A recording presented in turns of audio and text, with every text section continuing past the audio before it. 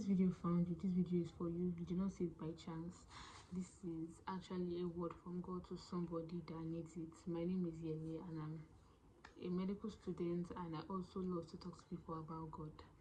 So I'm just going to go straight into this video. So for a backstory, I was feeling quite anxious this week about like fears for the future and just stuffs, and I just felt like things were not going according to how I was planning it. And I remember speaking to God and telling God I did not like how I was feeling, and I prayed. And then I was like, God, really, this is not like nice. Everything I'm trying to do does not make sense. And right then when I prayed, I felt peace, but I just still felt like God wanted to show me something. Like there was still more that God wanted to give me outside the peace I felt after the prayer. So I remember going to my school's cafeteria where they like serve us our food, and there was a section where you could pick like Bible scrolls. Initially at first I didn't even see the place, but then I went back and I knew that they were sharing Bible scrolls. So I picked one and I opened it. I saw Psalm 23, and I'm like, Psalm 23, like everybody knows Psalm 23. In my head I'm thinking God is going to give me a Bible verse that I'm probably not used to, or Bible verse. I'm like, yes, that's it. So I just did not pay. I looked at it, I read it there, and I just kept it moving. Like, okay, God, really? Because I knew I was expecting God to give me like a sign that, okay, this is what you are trying to show you, my daughter. So seeing that, when I saw it, I some few miles before I got to my home, God just brought back to the Bible verse, and I'm like, why is this Bible verse coming back to me? Like, the Lord is my shepherd, I shall not want. And I was just like, God, what does this mean? Like, this is a Bible verse I see every time, and I think to me, humanly speaking, I used to feel like I've understood the perfect meaning of one of that Bible verse. But then God was just like, He wants to show me something in the Bible verse, right? So I got to the hall, and then I just prayed, and God just opened my heart to see that um um all I was like complaining or worried about were my wants, right? And wants could also mean needs, because it could be used interchangeably, but wants, would I say, are more like of a lighter version in terms of like requirements than needs. So I'm just going to define wants and needs according to what I understand. So wants are basically things that we don't require for our survival. We could do without them. And the needs are things that we require for survival, like food, air, and just things that we require as human beings for our survival. But I know that someone is probably thinking here that, oh, but my needs are naturally not even met.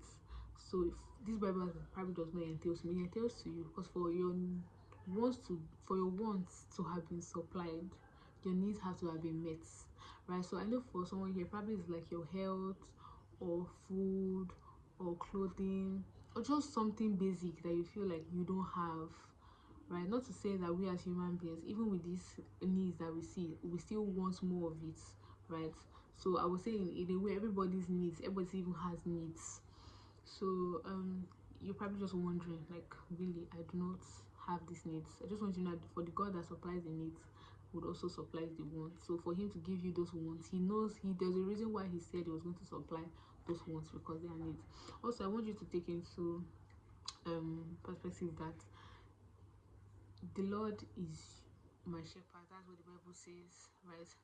The Lord, he is like a personalized statement here. And so what does it mean to be a shepherd? Being a shepherd means to have like a flock of sheep, to lead people, right? And so it's like we can't get those wants if we are not being led by God, if we are not allowing ourselves to be led by God. And so it just brought me to see that as sheep, right, we need to follow our master. Like, not to say that sheep don't go lost, and that's why there's a part in the Bible that says, and also I think Maverick City, they sang it in their song, that the sheep has to go, the shepherd, sorry, has to go back to look for that one lost sheep, because no matter how many sheep the shepherd has, if a sheep goes lost, he's going to notice and he has to go back. So God understood that we would once in a while go lost, right? That refers to us as sheep, but not even as much as we. I will still come back to this point. Even as much as we go lost, right? We should we should always try to be closer to him, because when we are closer to the shepherd, there's less likelihood of us going missing, right? Of us losing our way. And when we are more in the flock of sheep, we are closely with other sheep, we less likely would get missing. And also, if you realize something from being of from the lives of shepherds, their sheep never lacks anything. So definitely, even things that their sheep does not necessarily require for life, they have it, right? And so that's what brings us to our wants.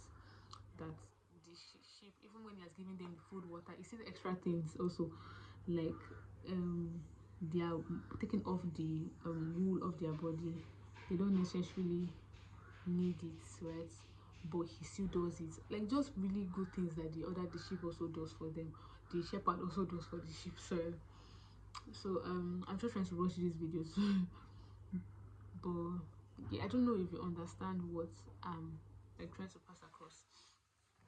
So the shepherd, right, cares about his sheep and is not going to allow anything to go wrong with the sheep. If the shepherd sees any animal coming, like we can read from David's story, he's going to make sure he fights whatever it is, right? But if a sheep decides on his own to be missing, anything that happens to the sheep before the shepherd gets there, the sheep is literally on its own. And also, when a shepherd goes to look for his sheep, he's not like he doesn't see other animals. He sees goats, chicken, but he knows that he's not in charge of those ones. He's in charge of sheep. So he just has a go, and that's what God knows that it's us he cares about, and that's why the Bible says the heaven rejoices over when one sinner becomes in Christ. So this is probably also like a calling message. Also, probably the reason why we are not getting things we want is probably maybe number one, because we are not close to him, and that's because we've probably walked far. Probably you've given your life to God and you've gone back, or you've never given your life to God at all. It's just an opportunity for you to give your life to God. Secondly, you need to fellowship with more believers. I was speaking to a friend and she was just emphasizing on the need of fellowship with people. Most times we feel like I can do Christianity on my own, and now that there are a lot of controversies about Christianity and stuff, but I would still like to reiterate the fact that we need to worship with people as sheep and people that we are under the Lord. So yeah, I just want you to know that God's going to give us our wants, our needs, and He's not going to leave us alone. And this for anybody feeling anxious, yours may not be financially material, yours may even be the things that people don't even talk about, so I probably not mentioned here. I just want you to know that God sees you and He does not forget you. He knows that you are going to get what you need. You just have to hold on and believe in Him. Because, and it also brought me to remember the fact that when, for example, people apply for loans or get like free stuff online, that I think they call it giveaways, right? There are terms and conditions, and that's kind of like what this Bible verse is, like a conditional Bible verse statement. For you to get what you want, you must be ready to be a sheep, blessed to meet the Lord your shepherd. So I hope with this you can earn what you want from God. Thank you for listening to me, and please don't forget to subscribe to this channel. Thank you very much, and God bless you.